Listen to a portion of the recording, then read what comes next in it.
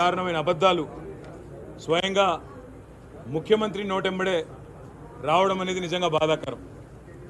కాకపోతే ఒకటి మాత్రం ఇవాళ తేటతెల్లం అయిపోయింది. ముఖ్యమంత్రి రేవంత్ రెడ్డి ఈరోజు ఒక కన్ఫెషన్ స్టేట్మెంట్ ఇచ్చిండు. ఒక కన్ఫెషన్ స్టేట్మెంట్ ఇచ్చి అప్రూవర్ అయిపోయిండు. ఏమని? నా వల్ల కాదు ప్రభుత్వాన్ని నడపడం, నేను ఇచ్చిన హామీలన్నీ తెలివి తక్కువతనంతో ఇచ్చినా, నాకు తెలియదు 6 గ్యారెంటీల అమలు సంగతి కానీ, రుణమాఫీ సంగతి కానీ, మిగతా విషయాలు కానీ ఏదో తెలియకుండా కేవలం ఓట్ల కోసం మాత్రమే నేను హామీలు ఇచ్చినా, అప్పుడు బుకాయింపు మాటలు చెప్పినా, కానీ తంతె గారెల బుట్టలో పడ్డట్టు అనుకోకుండా వచ్చి అడ్డిమారి గుడ్డి దెబ్బలక ముఖ్యమంత్రి అయినా. ఇప్పుడు ముఖ్యమంత్రి అయినాక నాకు నడపస్తలేదు, నాకు వ్యవహారం తెలుస్తలేదు అనే కన్ఫెషన్ స్టేట్మెంట్ మాత్రం ఇవాళ రేవంత్ రెడ్డి గారి అక్కసుతో కూడిన మాటల్లో స్పష్టంగా బయటపడ్డది. ఆయన చెప్తున్నాడు, మేము అడిగినాం, స్ట్రైట్గా అడిగినాం, 49,500 కోట్ల రూపాయలు అన్నారు కదా స్టేట్ లెవెల్ బ్యాంకర్స్ కమిటీ మీటింగ్లో రుణమాఫీ. మరి 49,500 40,000 ఎట్లయింది ముఖ్యమంత్రి గారు? నువ్వే చెప్పినావు 40,000 కోట్ల రూపాయలు ఏముందయ్యా, ఒక సంవత్సరం కడుపు కట్టుకుంటే చేసేస్తారు రుణమాఫీ అన్నావు, ఎందుకు చేయలేదని అడిగినాం. సమాధానం లేదు. 49,500 40,000 ఎట్లయింది? 40,000 మళ్ళీ క్యాబినెట్ కాడికి వచ్చే వరకు 31 ఎట్లయింది? 31,000 కోట్లు మళ్ళీ శాసనసభలో బడ్జెట్ ప్రవేశపెట్టే టైంకు 26,000 కోట్లు ఎట్లయింది?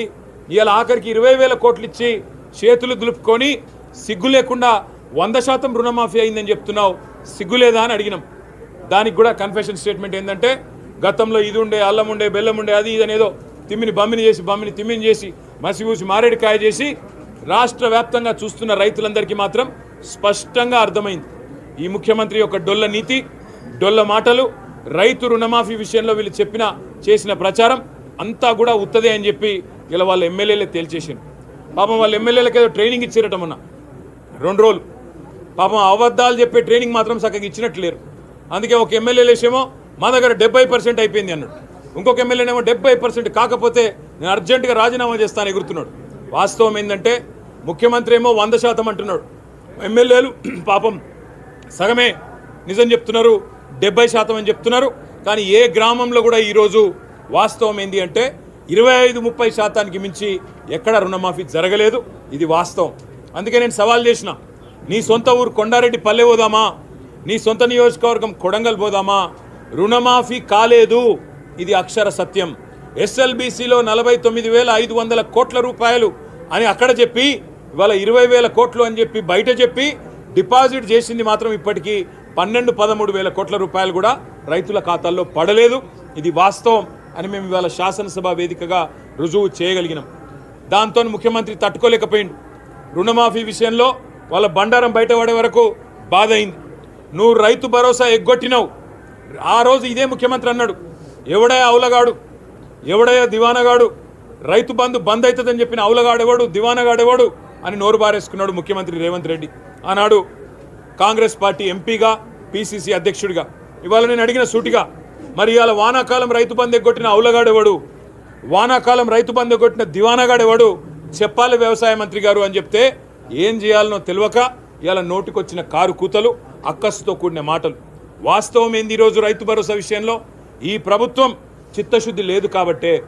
మొదలు నిజంగానే చిత్తశుద్ధి ఉంటే, రేవంత్ రెడ్డి చెప్పిన మాటల్లో నిజాయితీ ఉంటే, ఆయన ఏమన్నాడు ఎలక్షన్ ముందు, డిసెంబర్ 3 ముందు తీసుకుంటే ఎకరానికి 5,000, 3 తర్వాత తీసుకుంటే ఎకరానికి 7,500 రూపాయలు నేను ఇస్తా అని చెప్పిండు. డిసెంబర్ 9 నాడు రుణమాఫీ చేస్తా అని చెప్పిండు. ఇప్పటిదాకా తీసుకొని రైతులుంటే ఉరుక్కుంటూ పోయి తెచ్చుకోండి, రుణమాఫీ నేను చేస్తా అని చెప్పిండు. ఇవాళ రాష్ట్ర రైతాంగం తరపున అడుగుతా ఉన్నాం బీఆర్ఎస్ పార్టీగా, ఏమైనాయి నీ మాటలు? ఉరుక్కుంటూ బొమ్మని చెప్పినావు, రైతులు ఉరుక్కుంటూ పోయినారు, 2 లక్షలు 3 లక్షలు లోన్లు తెచ్చుకున్నారు. తెచ్చుకున్న తర్వాత ఇవాళ వాళ్లకు మోసం చేస్తూ నీ మాయ మాటలతో బుకాయించి ఇవాళ 25% మాత్రమే రుణమాఫీ చేసి 100% అయిందని చెప్పి 550 కోట్ల రూపాయలతోని పత్రికల ప్రకటనలు మాత్రం ఇచ్చుకున్నావు. ఈ మాట మేము అడిగే వరకు ఉక్రోషం వచ్చింది ముఖ్యమంత్రి గారికి. నువ్వు రైతు బంధు ఎగ్గొట్టినవా లేదా అని అడిగే వరకు ఉక్రోషం వచ్చింది. నువ్వు రుణమాఫీ చేయని మాట వాస్తవం కాదా అంటే ఉక్రోషం వచ్చింది. తట్టుకోలేక పచ్చి అబద్ధాలు చెప్తా ఉన్నాడు. ఏమంటున్నాడు ఇవాళ ముఖ్యమంత్రి గారు? కేసీఆర్ గారు 11 విడతలుగా ఆయన ప్రభుత్వంలో 72,000 కోట్ల రూపాయల రైతు బంధు ఏదైతే డబ్బులు నగదు బదిలీ పథకం, భారతదేశంలోనే అతిపెద్ద నగదు బదిలీ పథకం, అది సక్సెస్ఫుల్గా అమలు చేసిండో దానిని కూడా ఈరోజు బదనాం చేసే ప్రయత్నం ఈ ప్రభుత్వం చేస్తూ ఉంది. 22,000 కోట్లు దుర్వినియోగం జరిగింది, పక్కకు పోయినాయి అని చెప్తున్నారు. అలా ముఖ్యమంత్రి మాట్లాడిన మాటలు ఇవ్వాలి ఎవరని వింటే నేను మీడియా మిత్రులతో కోరుతా ఉన్నా. ముఖ్యంగా దయచేసి ఆయన ఏం దేవుడు కాదు, ఆయన చెప్పింది ఏం భగవద్గీత కాదు, బైబిల్ కాదు, ఖురాన్ కాదు, మన్ను కాదు, మశానం కాదు. పచ్చి దొంగ, ఓటుకు నోటు దొంగ. ఆయన చెప్పేయని పచ్చి అబద్ధాలు. ఎందుకు చెప్తున్నానో కూడా ఈ మాట చెప్తా. ఎందుకంటే ఇవాళ ముఖ్యమంత్రి మాట్లాడిన మాటలు ఎట్లా మాట్లాడిండు? 22,000 కోట్లు రియల్ ఎస్టేట్లకు పోయినాయి, క్రషర్లకు పోయినాయి, రోడ్లలో ఉన్న భూములకు పోయినాయి. ఎందుకంటే ఆయన మాట్లాడితే మైక్ కట్ కాదు, ఎన్ని అబద్ధాలైనా అలవోకగా చెప్పే అసమాన సామర్థ్యం ఉంది రేవంత్ రెడ్డికి. కానీ వాస్తవమైంది, నేను మంత్రి గారిని అడిగిన 22,000 కోట్లలో ఏమేమి ఉన్నాయని అడిగిన. మంత్రి గారు ఏం చెప్తున్నారు? ఆ 22,000 కోట్లలోనే సాగు చేయని వాటికి ఏవైతున్నాయో అవి కూడా ఉన్నాయని చెప్తున్నాడు. మీకు అర్థం కావాలా? రాష్ట్ర రైతాంగానికి, రాష్ట్ర ప్రజలకు కూడా అర్థం కావాలా? ఇవాళ ఒక పత్తి చేను ఉంటే సంవత్సరంలో 12 నెలల్లో 8 నెలలు పత్తి చేను ఉంటుంది మొత్తం. కంది చేను ఉంటే 8 నెలలు ఉంటుంది పంట, 8 నెలల పంట. అది పత్తి అయినా కందైనా 8 నెలల పంట. ఇప్పుడు వీళ్ళ లెక్క ఎట్లుందంటే ఆ మిగతా 4 నెలలు రైతులు సహజంగా ఇడిచిపెడతారు. ఇంకో 4 నెలలకు ఏం చేస్తాం, కూరగాయల పంటను ఇంకోటో ఏం పెడతామని చెప్పి ఇడిచిపెడతారు. ఆ 4 నెలలను కూడా లెక్కలు తీసుకొని అది సాగు కాలేదు, అయినా 2వ విడత పైసలు ఇచ్చిండ్రు, 2వ విడత రైతు బంధు ఇచ్చిండ్రు, అవన్నీ దుర్వినియోగమైనని చెప్పి పచ్చి అబద్ధాలు ఈ ప్రభుత్వం చెప్తా ఉన్నది. నేను ఒకటే మాట్లాడుతూ ఉన్నా ఈ ప్రభుత్వాన్ని. కంది చేన్లు, పత్తి చేన్లు పండించే రైతులు, ఈ పంటలు పండించే రైతులు, వీళ్ళకు రేపటి రోజున మీరు 2వ పంటకు రైతు బంధు ఇయ్యరా? స్పష్టంగా చెప్పండి. ఎందుకంటే పత్తి రైతులు 45 లక్షల ఎకరాల్లో ఇలా పత్తి సాగు చేస్తూ ఉన్నారు. మరి వారికి 2వ పంటకి మీకు రైతు బంధు ఇచ్చే ఉద్దేశం లేనట్టుంది. కాబట్టే ఆ 2వ పంటకు సంబంధించిన మొత్తాన్ని కూడా ఈ 22,000 కోట్లకు నూకి ఇవాళ ఇష్టం వచ్చినట్టు తప్పుడు ప్రచారం చేస్తూ ఉన్నారు. నేను అడిగిన ప్రభుత్వాన్ని, మంత్రి గారిని, మీరు ఆ లిస్ట్ ఇవ్వండి. క్రషర్లు అంటున్నారు, భూములల్లో రోడ్లలో పోయిన భూములు అంటున్నారు, ఆ లిస్ట్ ఇవ్వండి. ఇచ్చినట్టయితే శాసనసభ ముంగట పెట్టినట్టయితే మాకు కూడా తెలుస్తుంది, ప్రజలకు కూడా తెలుస్తుంది, ఎక్కడ ఏ సర్వే నెంబర్ల ఏ భూమికి దుర్వినియోగం అయిందో తేలిపోతుందని అడిగినాం. కానీ మంత్రి గారు చాలా తెలివిగా ఏం చెప్తున్నారు? లేదు ఇది 2వ పంట పండించిన వాళ్ళ కూడా లిస్టు కూడా ఇళ్ళనే ఉంది, అన్ని కలిపే 22,000 కోట్లు అని చెప్తున్నాడు. నేను మళ్ళీ చెప్తున్నా, పత్తి రైతులు, కంది రైతులు రాష్ట్రంలో దయచేసి మోసపోకండి. ఆయన మాట్లాడే 22,000 కోట్లలో మీరు 2వ పంట ఏదైతే వేయలేదో దాని గురించే మాట్లాడుతూ ఉన్నారు. ఇవాళ ఎన్ని అబద్ధాలంటే ఆఖరికి తెలంగాణలోని రైతు ఆత్మహత్యల మీద కూడా అబద్ధాలు చెప్పే దుస్థితికి ఈ ప్రభుత్వం దిగజారింది. 2014లో మాకు ఆనాడు అధికారంలోకి వచ్చిన తర్వాత ఆ రోజు రైతు ఆత్మహత్యలు సంవత్సరానికి ఎన్సీఆర్బీ ప్రకారం, నేషనల్ క్రైమ్ రికార్డ్స్ బ్యూరో ప్రకారం 2014లో 1348 రైతు ఆత్మహత్యలు జరిగినాయి. 2015లో 1400, 16లో 645, 17లో 851, 18లో 908. అక్కడికి వెళ్ళి రైతు బంధు స్టార్ట్ అయింది. రైతు బంధు స్టార్ట్ అయినాక 2019లో 499, 2020లో 471, 2021లో 359, 22లో కేవలం 178. ఇది రైతు బంధు, రైతు బీమా ప్రభావం కాదా? ఇది పెరిగిన వ్యవసాయ విస్తరణ ఫలితం కాదా? ఇది అందుబాటులోకి వచ్చిన చెరువుల కింద వచ్చిన సాగు, అందుబాటులోకి వచ్చిన కాళేశ్వరం లాంటి ప్రాజెక్టుల వల్ల స్థిరీకరించబడ్డ సాగు కాదా? వ్యవసాయం కాదా? ఇది ప్రామాణికం కాదా? భారతదేశంలోనే హైయెస్ట్ పర్సెంటేజ్ ఆఫ్ రిడక్షన్ 11.1% ఉండే మేము అధికారంలోకి వచ్చినాడు రైతు ఆత్మహత్యల్లో తెలంగాణ యొక్క భాగస్వామ్యం. దాన్ని 1.57% తగ్గిస్తే దాన్ని కూడా చిన్నగా చేసి చూపే ఒక చిల్లర ప్రయత్నం ఈరోజు రేవంత్ రెడ్డి చేసిండు. దాంతోపాటు ఇంకా నికృష్టపు మాటలు. తెలంగాణ ఏదో వీళ్ళు మాకు అప్పచెప్పినాడే సర్ప్లస్గా ఇచ్చినామని చెప్తున్నాడు. రేవంత్ రెడ్డికి చరిత్ర తెలియదు, ఆయనకు వర్తమానము తెలియదు, లెక్కలు అంతకంటే తెలియదు. తెలంగాణ ఆంధ్రాతో కలిసినాడే 1956లోనే సర్ప్లస్ స్టేట్. తెలంగాణ 1968లో కూడా సర్ప్లస్ స్టేట్. తెలంగాణ ఉద్యమం మొదటిసారి ప్రారంభమైనప్పుడు 2001లో కూడా 2వ దశ ఉద్యమం ప్రారంభమైనప్పుడు అప్పుడు కూడా సర్ప్లస్ స్టేటే. 2014లో తెలంగాణ వచ్చినాడు కూడా సర్ప్లస్ స్టేటే. కొత్తగా నీ కాంగ్రెస్ పార్టీ పీకిందేమీ లేదు, ఇచ్చిందేమీ లేదు, మీ ప్రభుత్వాలు ఏదో ఊడబడిచింది కూడా ఏమీ లేదు.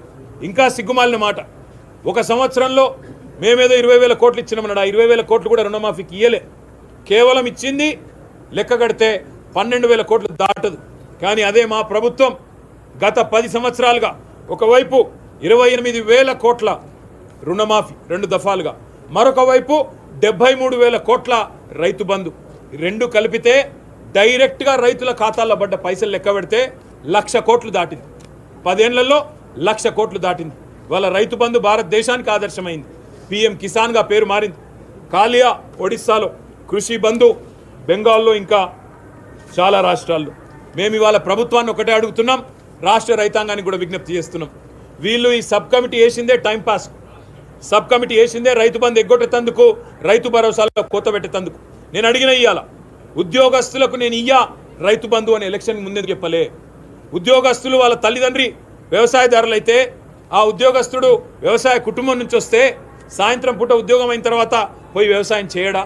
మరి ఆయనకు భూమితో ఉన్న కనెక్షన్ ఎందుకు కట్ చేస్తున్నావు? ఆయనను రైతుకు ఎందుకు గుర్తిస్తలేవని అడిగినా సమాధానం చెప్పలేదు. అదేవిధంగా పాన్ కార్డు కింద పెడితే ఇవాళ దాదాపు 1,30,00,000 పాన్ కార్డులు ఉన్నాయి తెలంగాణలో. మరి వాళ్ళందరికీ కట్ అంటే ఇక మిగిలేది ఎవడు ఆలోచించమని కోరిన. ఐటీ అంటున్నావు, ఇవాళ పాపం ఇన్కమ్ ట్యాక్స్ కట్టేటోళ్ళల్లా రైతు బిడ్డలైన ఐటీ ఉద్యోగులు ఉన్నారు, జర్నలిస్టులు ఉన్నారు. మరి రేపటి రోజున ఐటీ కట్టేటోళ్ళందరికీ తీసేస్తా రైతు బంధు అంటే ఎవడు మిగులుతాడు? అందుకే నేను అడిగినా దానికి సమాధానం లేదు. ఎటు పెట్టి వీళ్ళ సిద్ధాంతం ఒకటే, ఎలక్షన్లకు ముందేమో అందరికీ అన్ని, ఇప్పుడు ఎలక్షన్లు అయిపోయినాయి కదా కొందరికే కొన్ని, అట్లా కటింగులు పెట్టి ఏదో రకంగా తప్పించుకోవాలన్న ఎజెండా తప్ప వీళ్లకు చిత్తశుద్ధి మాత్రం లేదు. ఇవాళ మేము అడిగినాం, ఆత్మహత్యల విషయంలో తప్పుడు మాటలు చెప్పినారు. అదేవిధంగా మన వానాకాలం రైతు బంధు ఎగ్గొట్టిండ్రు.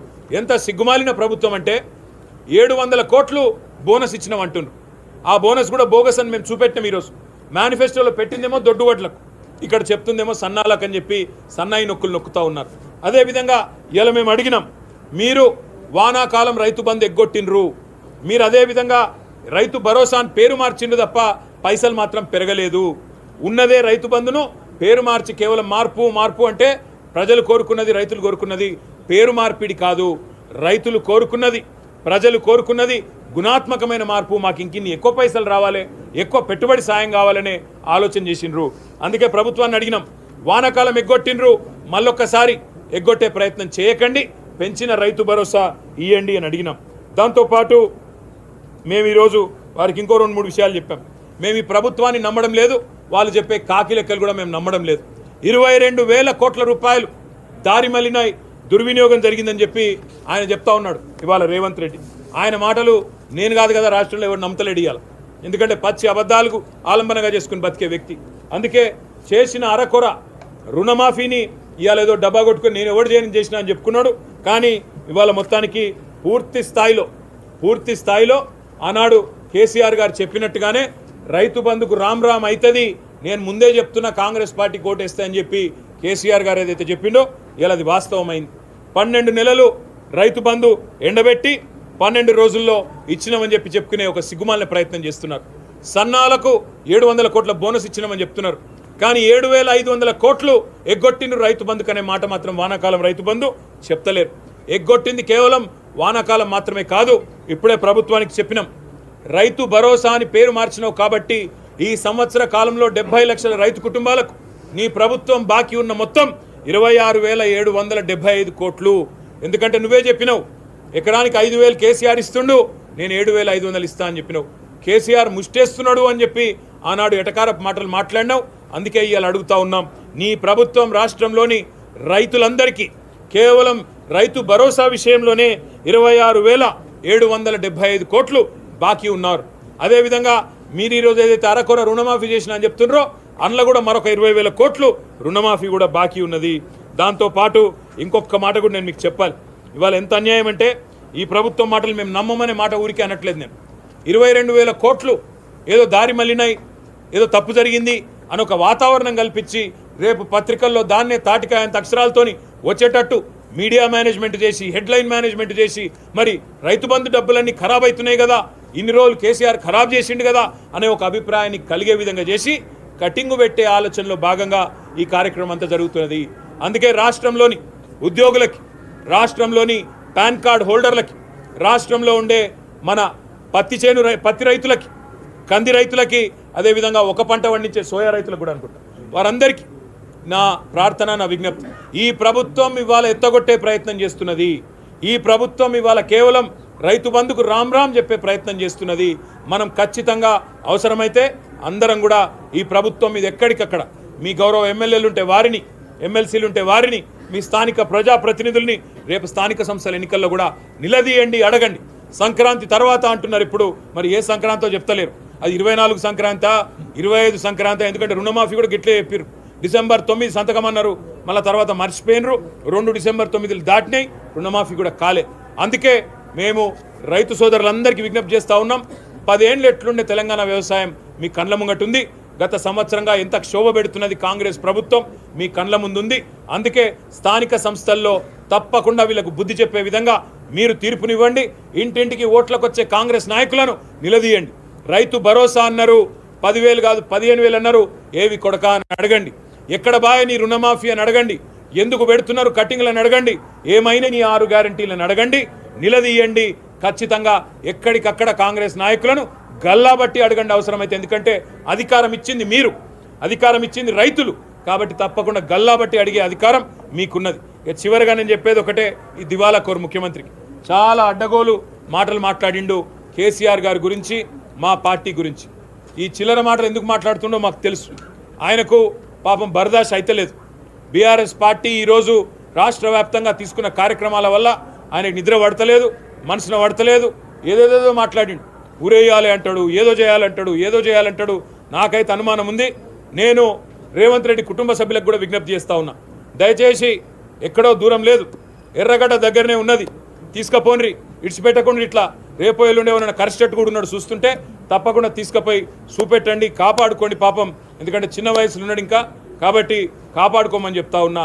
చివరిగా నేను చెప్పే మాట ఒకే ఒక్కటి, ఎన్ని అబద్ధాలు నువ్వు చెప్పినా నిన్ను ప్రజలు నమ్మతలేరు. నిన్న కూడా చిల్లర మాటలు చాలా మాట్లాడిండు, ఇవాళ కూడా చాలా చిల్లర మాటలు మాట్లాడిండు. ఒకటి మాత్రం వాస్తవం, నువ్వు ఎన్ని ప్రయత్నాలు చేసినా, ఎన్ని కేసులు పెట్టినా, మమ్మల్ని ఎన్ని తిట్లు తిట్టినా, ఎన్ని శాపనార్థాలు పెట్టినా, పిల్లి శాపాలకు ఉట్లు దిగాయి. నువ్వు ఎన్ని రకాలుగా తిట్టినా, ఎంతెంత విచిత్రంగా తిట్టినా మాకు ఫరక్ పడది. మేము తప్పకుండా నువ్వు ఇచ్చిన 420 హామీలు ఏవైతున్నాయో, నీ 6 గ్యారంటీలు, నీ డిక్లరేషన్లు, నీ 420 హామీలు, నువ్వు ఇచ్చిన ప్రతి హామీని వదిలిపెట్టం. నిన్ను, నీ కాంగ్రెస్ పార్టీని నీడలాగా వెంటాడుతూనే ఉంటాం, ప్రజల తరపున ప్రశ్నిస్తూనే ఉంటాం. వదిలిపెట్టమనే మాట కాంగ్రెస్ పార్టీకి, రేవంత్ రెడ్డికి మళ్ళొకసారి చెప్తూ, మీకు కూడా శాసనసభ సమావేశాల సందర్భంగా సహకరించిన మా మీడియా మిత్రులందరికీ, మీకు కొంత కష్టమైన మీరందరూ కూడా సహకరించారు, మీ అందరికీ కూడా ధన్యవాదాలు.